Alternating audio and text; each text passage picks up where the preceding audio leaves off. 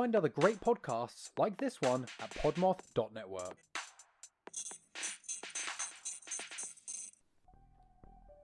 Hey there, fellow true crime aficionados. We're the host of Bad Acts, a true crime podcast. I'm Danielle. And I'm Aaron.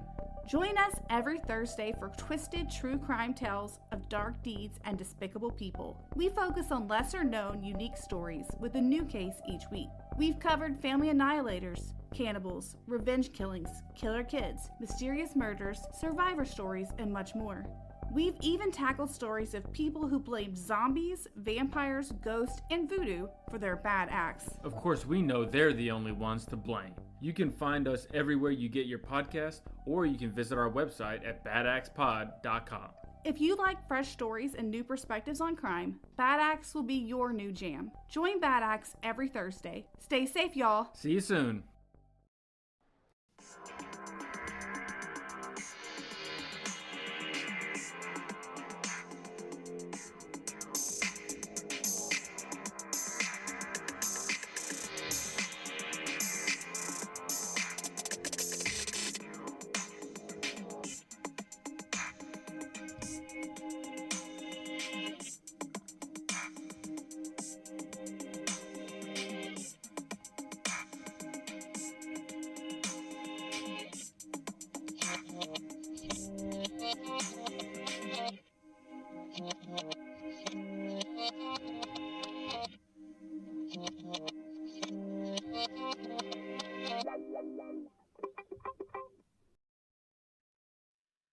Hello, dear listeners, and welcome back to another episode of the Identity Podcast on the PodMoth Media Network, your bi-weekly foray into the weird, wonky, and sometimes downright spooky.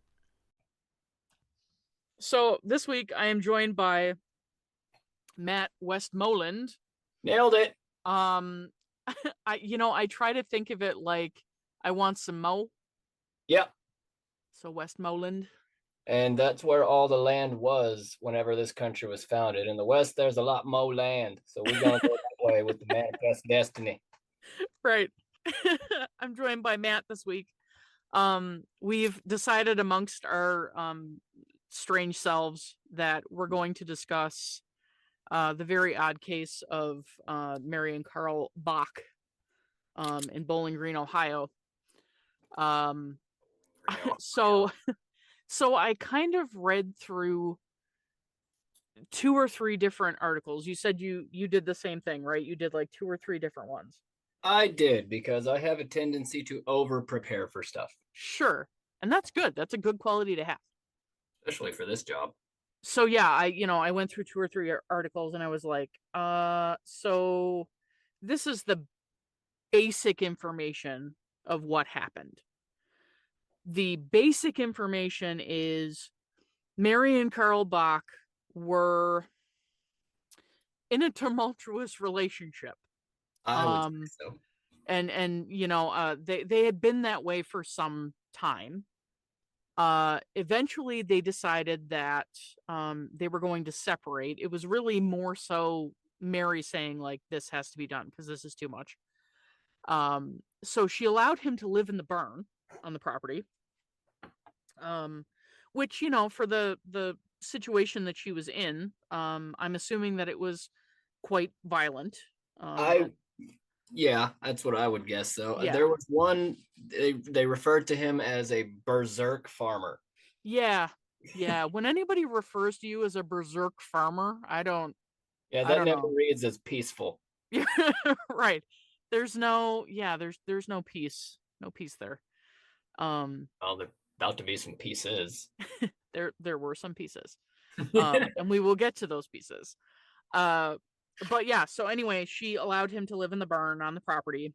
And then at some point, I'm not really sure how long they were separated and he was living in the barn, because it just says in October of that year, he had killed her with a corn knife. Now, I didn't know what a corn knife was. I was hoping you would say that. Holy crap. Yeah, I was like, oh, so like a corn knife. Okay, so like a little knife, it's probably, the blade's probably like a couple inches long, whatever. I looked at this thing. This thing is like 12 inches long. What? It's a machete. That is not a knife. No, it's not. And you wouldn't use it for corn unless And Rambo. it's not shaped like a machete. It's actually square on the top. What? How does it cut? What? So well, on the sides. Oh, okay. Yeah, so it's like a machete, but it has no curve to it. Mm-hmm. No curve to the blade. And yeah, he hacked her up with a corn knife. And I was like, okay, how big? I had to Google it.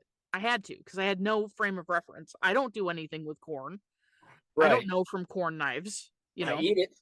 You're right. Yeah, I eat it. I mean, it's got a bit of butter on it. Oh yeah. But yeah, I knew nothing from corn knives, and I saw that, and I was like, whoa, because they were talking about all of the viscera that was present. When law enforcement arrived. Oh yeah.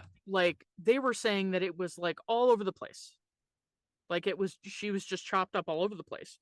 It was. And when I thought about a corn knife, before I Googled it, I thought that took a long time.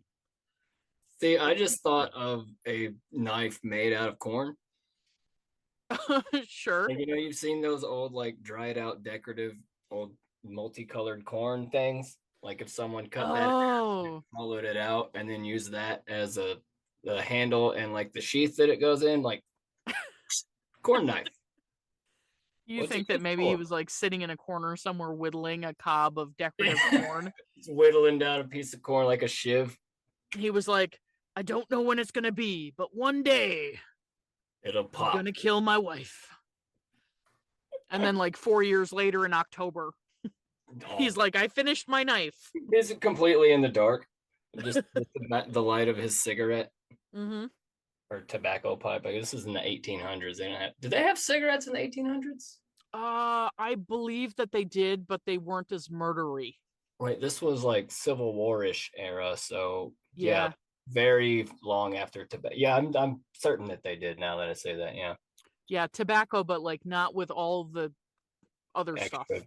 The road tar. DLC. Yeah, there was no road tar in there, or whatever. It was just tobacco that they were smoking. Addiction Prime membership. Right. Well, I believe that they also paid soldiers in cigarettes. I think that was a thing.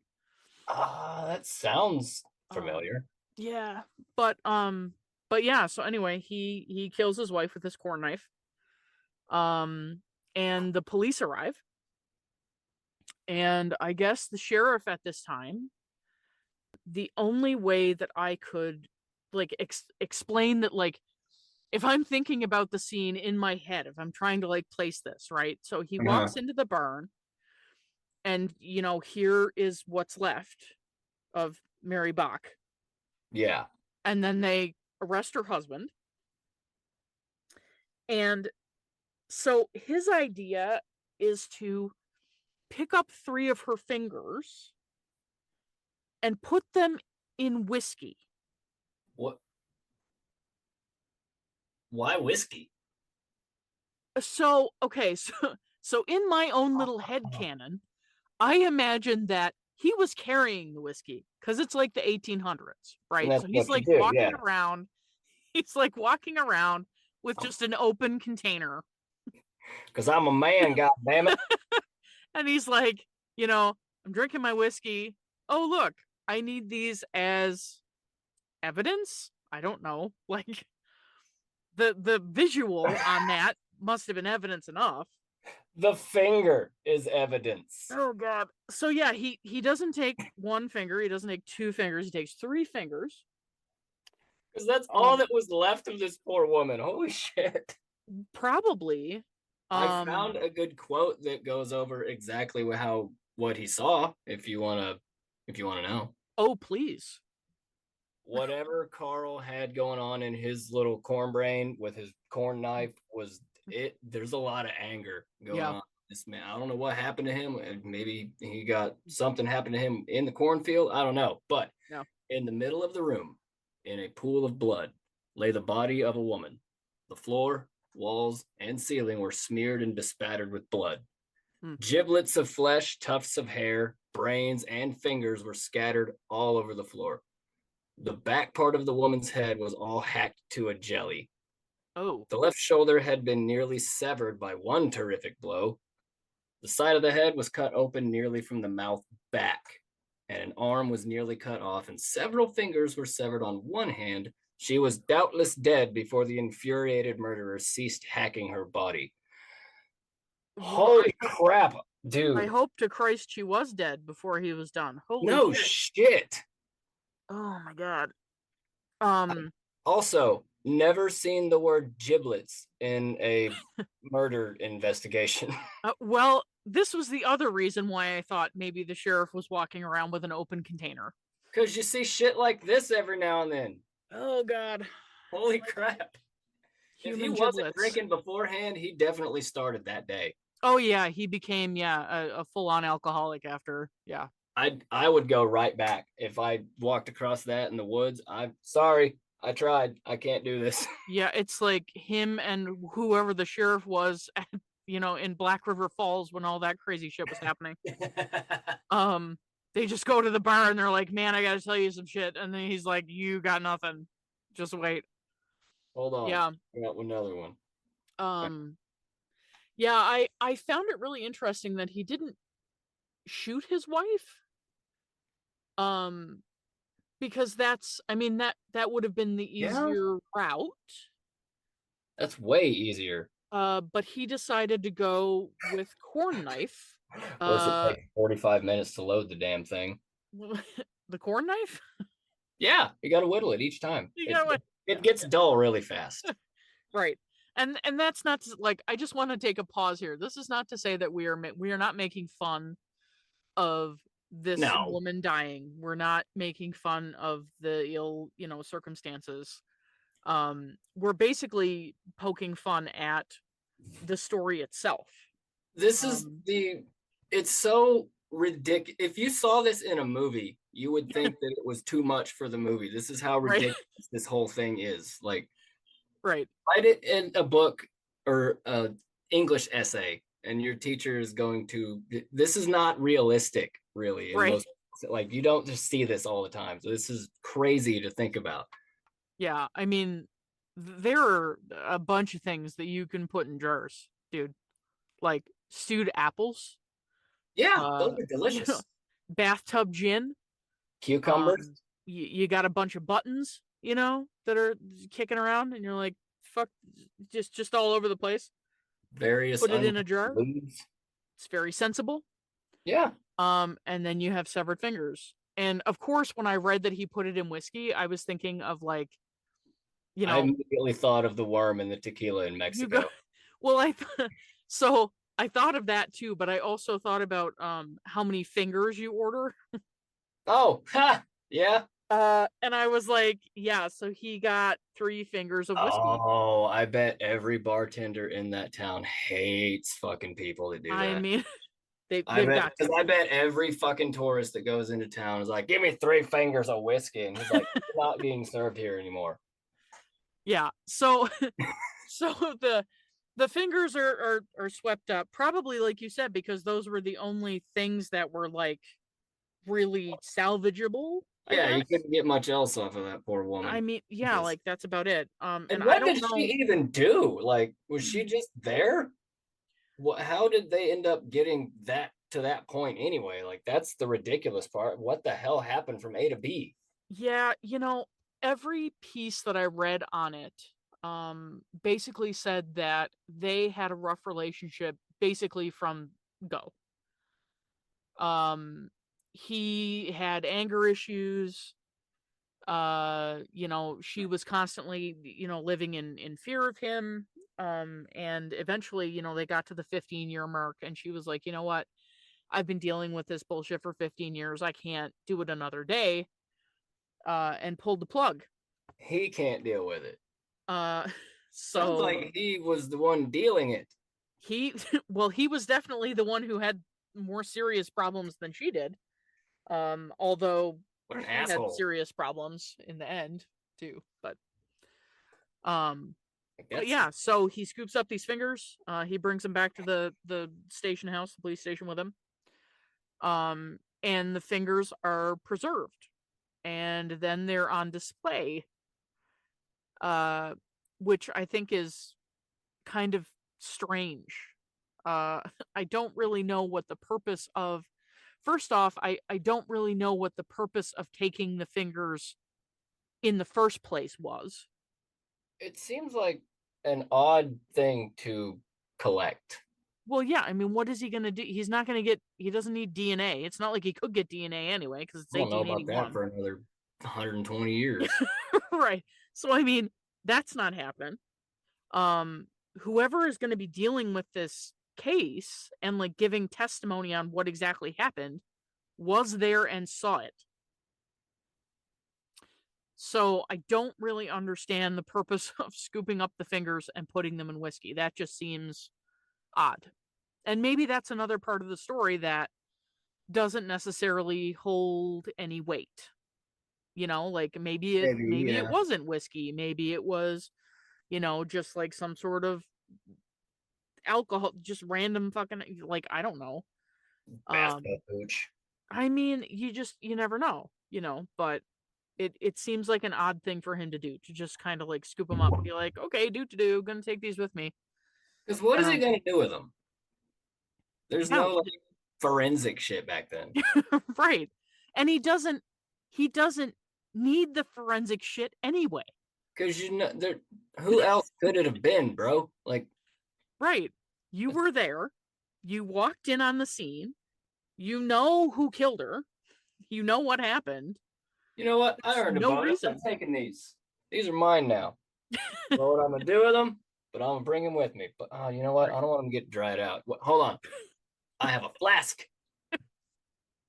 What the fuck, man? It makes no sense. It makes no sense to me. Yeah, so I guess they were. Hold on. I have where did this happen? Bowling Green, Ohio. Real quick on that. So when I first read this, I thought my first thought was there's a fucking Bowling Green in Ohio too? Why are there two Bowling Greens? Because there's another one in Kentucky. There's actually 15 in the United States. Florida, Indiana, Illinois, Kentucky, Maryland, New York, Pennsylvania, South Carolina, Virginia, and 3 each in Missouri and Ohio. They're all in different counties with different populations, so I count that. Oh, wow. Why? I mean, somebody was like, hey, this is a nice name. That's exactly what happened. So I made a joke with my friend at work the other day. I bet it's just some dude from Bowling Green, Kentucky, who moved to Ohio and then was like, you know what? I like the sound of that old place I came from, and then I'm just gonna name it after that. And then that is exactly what happened. It was a retired postal worker who used to deliver mail to Bowling Green, Kentucky all the time. Sure, that makes sense. We have no originality when it comes to naming stuff in this country. It's crazy. So yeah, he takes the fingers. He takes them to the police station. They go on display. Eventually they go from and for some reason I'm blanking on where they were originally. I don't see that anywhere. I don't either. I don't understand. Where are the damn fingers? There's only 3 of them. Can't be that hard to keep track of. Originally they were housed in I think it was maybe City Hall. And then at some point they were transferred to a museum. Oh wait, this says yeah. So they were moved to a museum.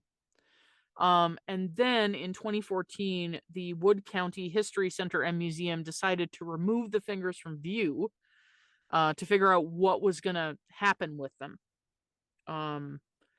Because for obvious reasons, right? I mean, they're concerned about the exploitation of body parts and the sensationalism and that surrounded all of this and whatever. Yeah. So it makes sense.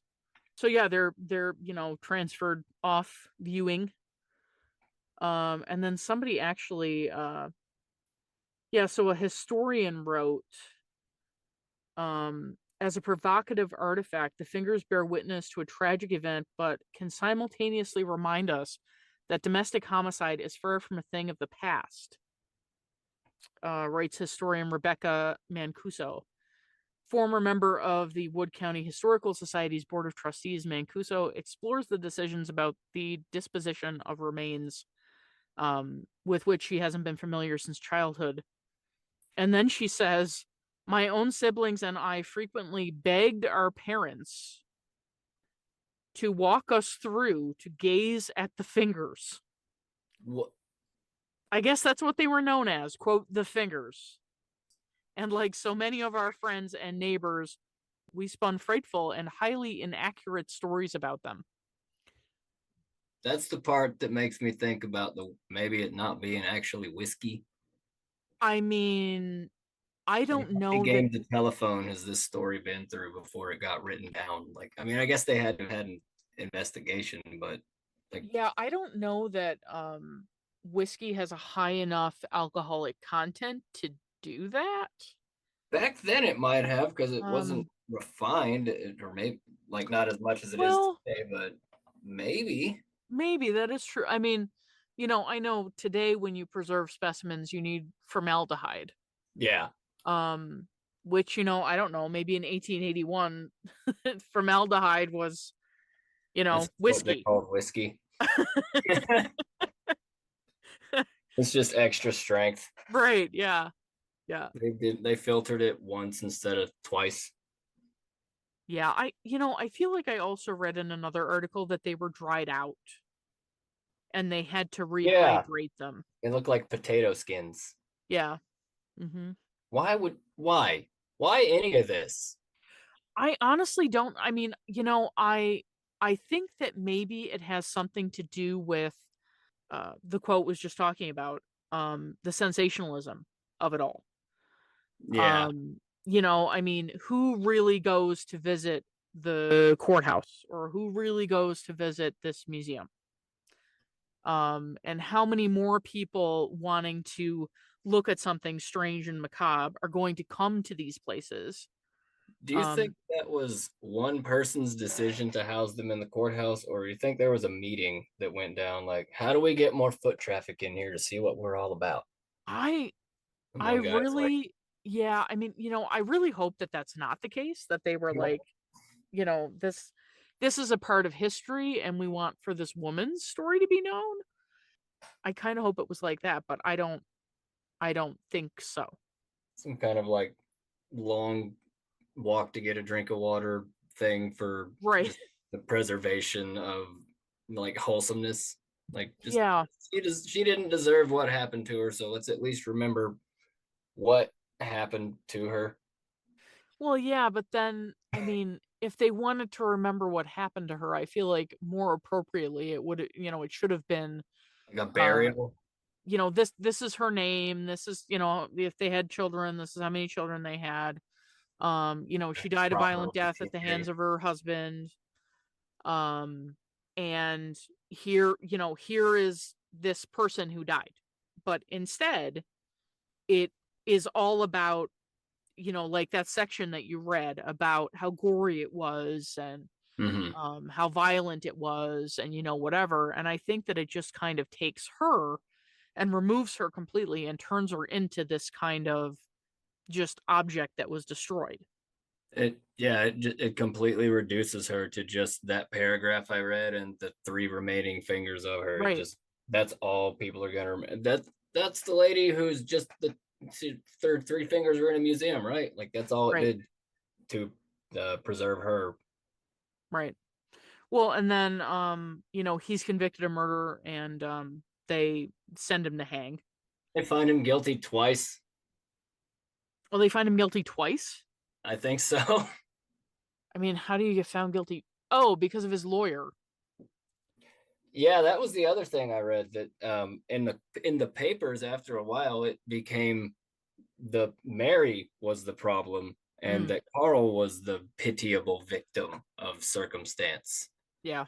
Like, his lawyers went to bat for him so hard that they turned him into a martyr for something, I don't know. But they reversed it. They did a reverse uno no you on him. Yeah. Yeah, and I mean, I feel like that was probably pretty common at the time too. Like, women didn't really. Good lawyer, though. Yeah, right. Well, I mean, women back then really didn't have rights anyway. I don't think they had any.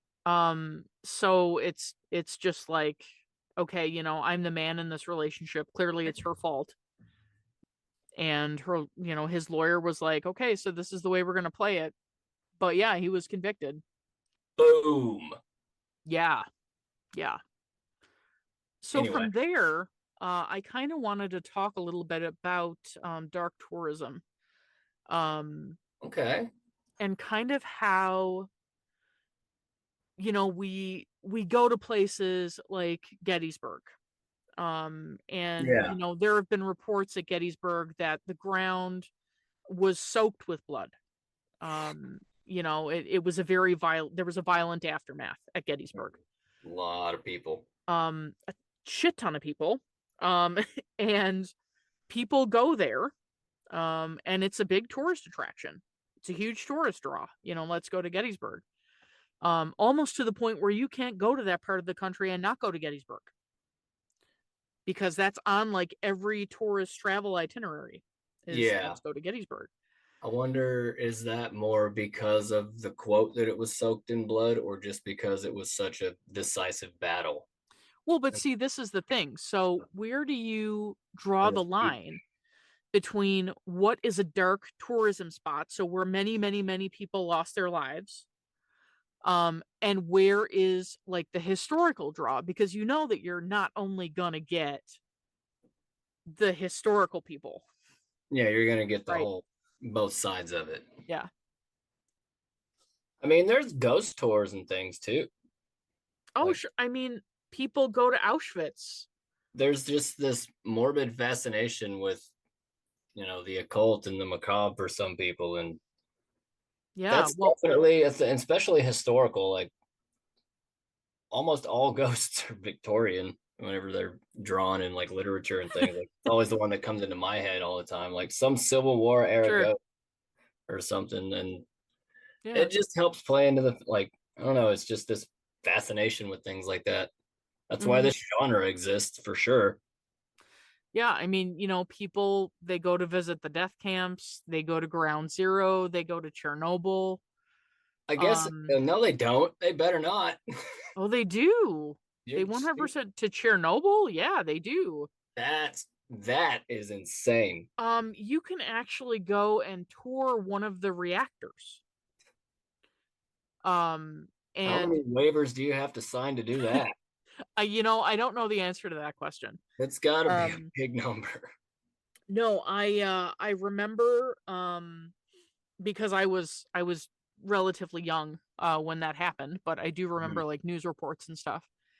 And yeah, I mean that was just such a tragedy all around, because they tried to cover it up. They thought that they could just be like, nothing to see here. Yeah. And it's like, no, dude, your nuclear reactor just blew its top, dude. Like you're shafted. You shafted a whole bunch of people. Thing. Is that in Chernobyl, the elephant's foot? Yeah. Yeah, that's what they call the core, I guess. Yeah. But yeah, I mean, you know, there were thousands of people that lost their lives in Chernobyl, and you know, thousands more who were affected by the radiation. And people still go and they put on like I don't know what those suits are called, but you know, those white suits with like the hoods and stuff. You know, like I don't want it, I guess hazmat. No, it's not hazmat. It's like something you get from like fucking, it's like Home Depot. Though, like no, it's like Home Depot called. They want their fucking painting suit back. That's what it looks like. Yeah, it's like the super beekeeper suit. Yeah, and then they give you like a little meter to tell you how much radiation you're being exposed to currently. Geiger counter, I think it's called. Yep. And they tell you, you know, if it goes above a certain point, you have to stop doing that. But I mean, there are people doing that. There are people that, you know, take others on tours into certain parts of Pripyat. And that they're not real safe areas. Like, you know, people go to Fukushima. And they go on bus tours and they learn all about, you know, the nuclear power plant there that, you know, blew up, and I think it was like, was it a tsunami? I want to say it was a tsunami. I think so. But sounds I mean, tragedy all around over there, and people are like, no, give me, give me the Geiger counter, give me the little painting suit. I want to go to fucking Fukushima, and it blows my mind. But this whole obsession with dark tourism, I mean, is it voyeuristic or is it educational? Like, what is it, and then where is that line? That's interesting. So I was thinking, like, going to one of those places, that's got to do something to your perspective, like to be able to try to step into the feet of the people that were there for that specific event is something that Sure. you really won't be able to wrap your head around if you've been obsessed with it for something. Like, if you just have to know like what was happening here at this time, like maybe you're a historian or a writer or something and you just need Right. that for a book, and you're not going to get that from just sitting in your closet staring at your posters all day, because this is where you can just be yourself in here. I'm not going to do that unless I go to that place. So there's the beauty of perspective in all this to consider too. Yeah, I mean, and I'm also thinking about in London, there was, I believe it was called Grenfell Tower. That building caught on fire, and a bunch of people died. And then afterward, a bunch of posters appeared, basically saying that Grenfell Tower is a tragedy and not a tourist attraction because people were going and taking pictures. Right. They were taking selfies. Have some respect. And families are still looking for their missing loved ones in the rubble, and they're taking selfies. And I guess I don't understand, like, the line is so fine. Is it that this is new tragedy so we can go to Gettysburg and we can take pictures of ourselves right in front of the battlegrounds at Gettysburg? I think it has a lot to do with time. Yeah. Honestly. There's this thing, tragedy plus time equals comedy, which is where, like a lot of comedians get their, I think Patton Oswalt has an entire special called that, or some derivative of that. So I guess it just kind of depends on, this feels weird to say, the severity of it and how long ago it was. Sure. Not saying that it makes it any more okay, but there's a certain point where it's just kind of what it is. Yeah. In a way. So then what is, I guess, how is going to a museum to see three fingers in a jar educational?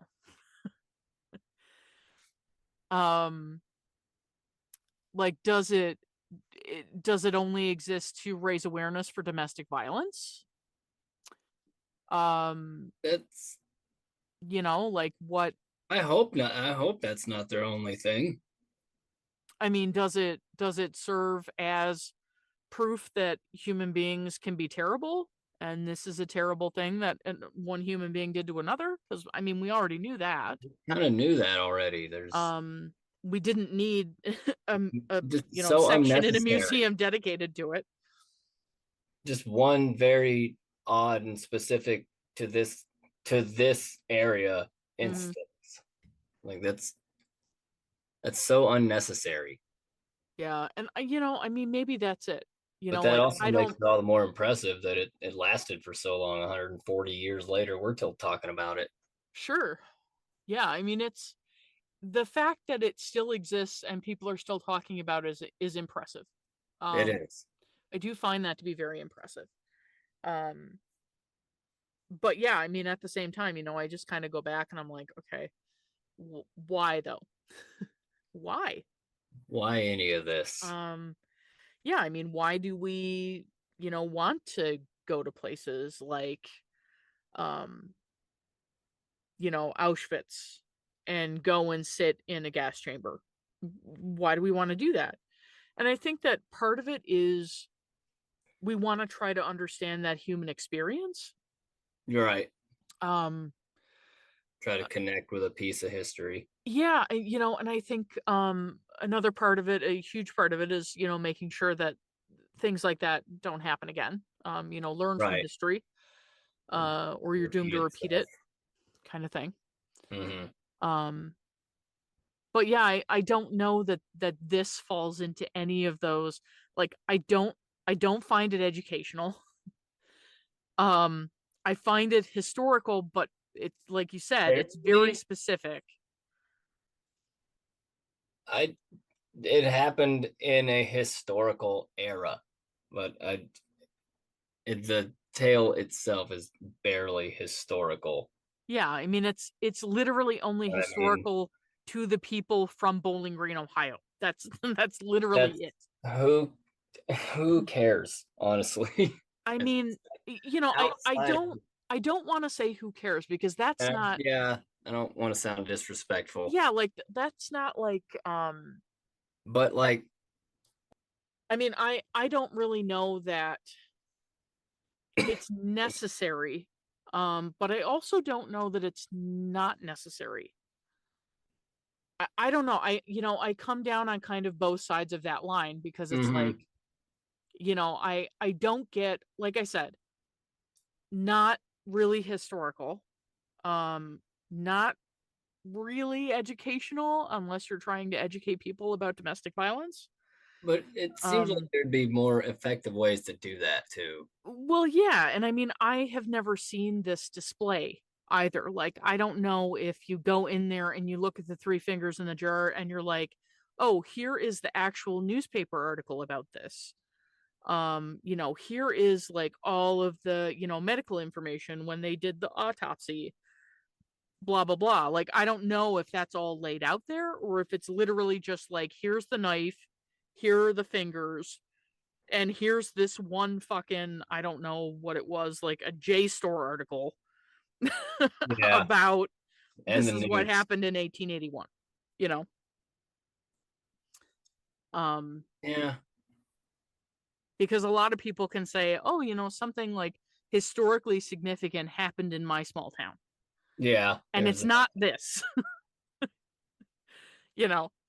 This is a weird example of that, I guess. Yeah, super weird. Super duper weird. So I don't know. I mean, like I said, I'm kind of flip-flopping on the line, because I don't know necessarily what purpose this serves or what it achieves. Where are you at? I'm right there with you, honestly. It's a tricky thing to say for sure, but it's definitely got the mark of a small town all over it. This is probably going to be this was a big event then, so they didn't want to. It's going to persist throughout the ages for a certain amount of time. It's just impressive that it's lasted for 140 years. Sure. I mean, this is almost kind of slipping into the realm of urban legend now. Yeah, almost. Yeah. Like, it still has enough facts. It doesn't quite fit into urban legends yet, because it has enough facts maintained throughout the story that it doesn't really fall into that category just yet. But I feel like in a few years, if people just keep retelling, and like you said, aptly, the telephone game, it's a real thing. And I think it's happening here. Like, I think that that could be looking at these stories and we're like, okay, so here's a story that says this, and now this story says that, and this has changed. And now this other story says this, and that's changed. So I mean, we're kind of, we're playing the telephone game here. Also, that thing I read earlier could definitely have been written by a talented historian. Oh, sure. Yeah, 100%. I mean, it honestly, I could have written that. Yeah. And I'm not a talented historian. But the rest of it, I could probably work my way through. Yeah, I mean, I just don't know. I just don't know. I don't know. We know that it happened. Sure. Because we have human remains. And we got our fingers. And B, it's in a newspaper. somewhere. I couldn't find the newspaper, but it said that it's in a newspaper somewhere. Yeah, if something like that's actually happened, people are going to talk about it. You're like, you're going to know something happened. Yeah. So I don't know. I'm kind of flip-flopping on it because I don't really see it as a historical thing that should be like preserved and whatever. That it seems like that's an odd flex. It really is a weird flex, bro. Right. Like I'm from, whatever, West Virginia, and this is, my flex. And somebody else is like, I'm from Bowling Green, Ohio, and we have 3 fingers in a jar in a museum. Like it just, I don't know, it's a weird flex for sure. We also have 2 other Bowling Greens. Right. I live in this town where the name is not original at all, and we have 3 human fingers in I don't even know what it just says, a jar. Jar of whiskey. I mean, at one point, I guess it was a jar of whiskey, but I mean, it looks like, if you look at it on display, it kind of looks like one of those older Gerber's baby food jars. Ew. Which, talk about quality control. No kidding. Yeah. Just had a thought. Right. I bet every bar in that town has a shot called the Mary, and it's just 3 fingers of whiskey on ice. And only guys with gelled hair order it. You're right. Well, either that or only guys with Ed Hardy hats on backwards. Yeah, them too. Let me get 4 Marys, bro. Yeah, right. Yeah. Right now. 2 in each hand, bro. Do it. Yeah. Those guys. I don't know. I think about I think about the legacy of people, Mm-hmm. And I'm about to get a little deep here, so hold on. But I think about, for example, my grandparents, who passed away fairly recently. And I think about all of the things that they did in their lives and all of the people that they affected, and all of the good that they brought into the world. And I think, how would I feel if my grandmother or my grandfather were reduced to 3 fingers in a jar in a museum, and for 140 odd years, this is literally all you've heard about them, was that there's 3 fingers left of them and it's in a jar. Like that, to me, I don't know. I wonder about like family that's left. It feels a little bit disrespectful. It's monumentally disrespectful. This whole episode has been disrespectful. Guaranteed, it's been disrespectful. And apologies if I've offended anybody or Matt has offended anybody. Of course, none meant to be given. It's not. No, it's not intentional. Laughter is the only way ridiculous. I know how to process traumatic things in ridiculous manner. This is how I get through the day. I mean, this whole thing is just, I feel like I keep saying the same thing, but it's ridiculous. It's ridiculous in practice. It does bear repeating a few times. Like I feel like if we understand that this is our history, that at some point some sheriff took 3 fingers and put them in a jar, maybe this is history that doesn't bear repeating for sure. Maybe not this specific one. But I mean, I don't understand like the story as a whole. Like it's just all over the place. I don't understand how we're not kind of using this as like an example of domestic violence. We're not doing that. We're just saying that her husband was a bastard and killed her. And they also, were having, look what we got. Yeah, and they were having marital problems, and that's really all that we get. We don't really get any more than that. And then we get his side of the story that basically says she's she was a crazy person. Mm-hmm. And she was just saying whatever, like, because women, Yeah. Because women. Right. And that's it. Like, that's the whole story. Sorry, that caught me off guard there. I mean, they just basically like took three fingers in a jar and put them in a museum, and they were like, look at this tragedy. This happened. And it's so odd. It is very odd. Well, right. And the people at Grenfell, the Grenfell Tower, one of the residents was talking to the BBC, and they basically said, like, this is not the Eiffel Tower. Like, you don't take a picture. So what you were saying about time and how, we get a certain distance away from a tragedy, and that, then it's basically quote unquote okay. He was like, yeah, this is not the Eiffel Tower, so people shouldn't be taking pictures. And it's like, well, I mean, technically, they really shouldn't be taking pictures for that reason at the Eiffel Tower either. Yeah.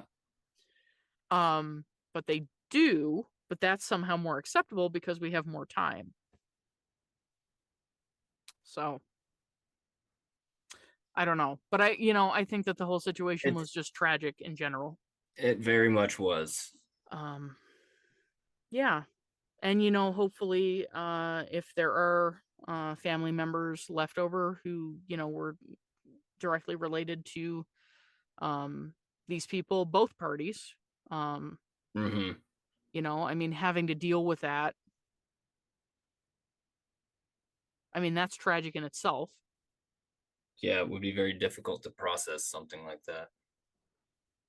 Well, yeah, I mean, think about like being a great grandniece or whatever of Mary, and you go into school on Monday and everybody's talking about Mary's fingers in a jar, and you're like, fuck, like, I'm related to that person. Like, yeah, that's interesting. I wonder if she has any like still living descendants. Yeah, I wonder that too. Certainly.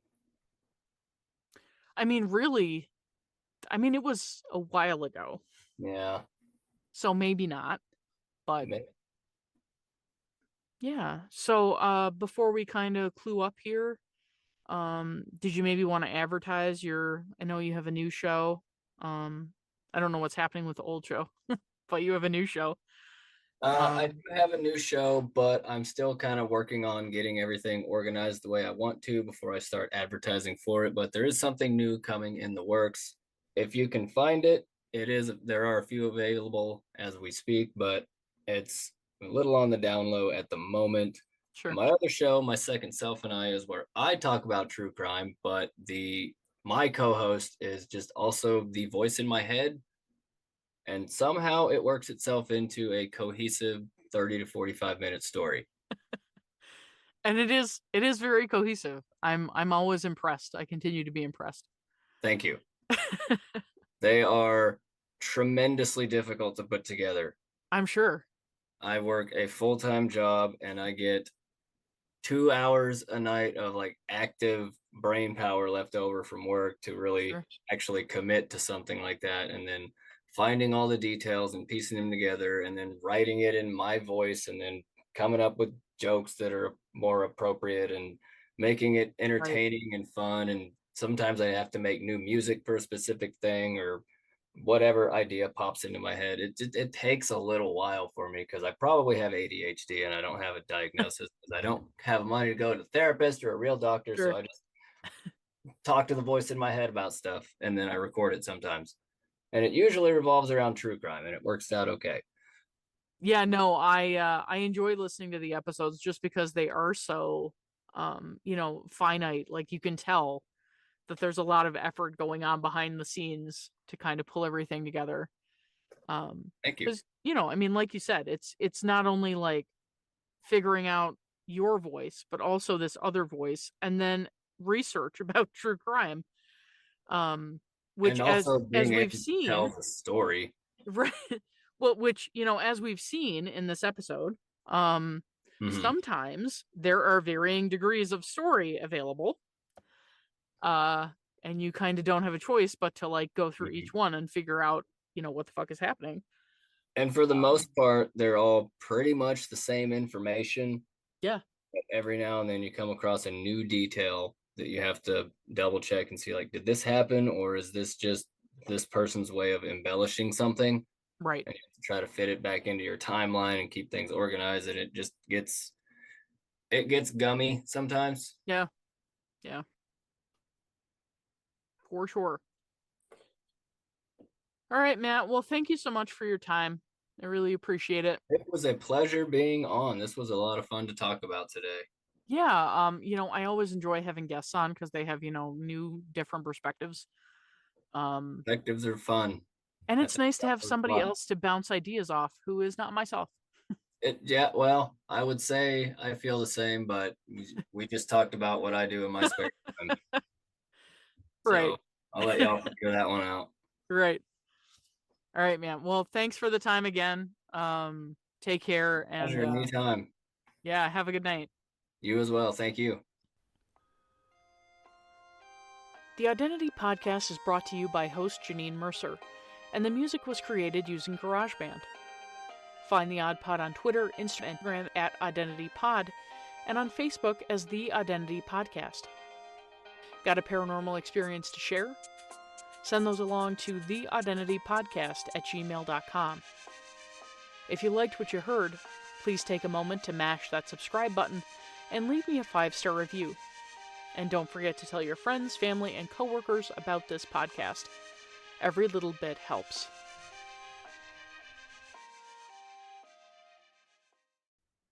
Boop, there's the creepy lady. Okay. Oh, that automatic AI voice is so cringe. Bitch is creepy. For real. Hello, we are recording now. Right. Please put your genitals away. You're in a conference call. Your own genitals.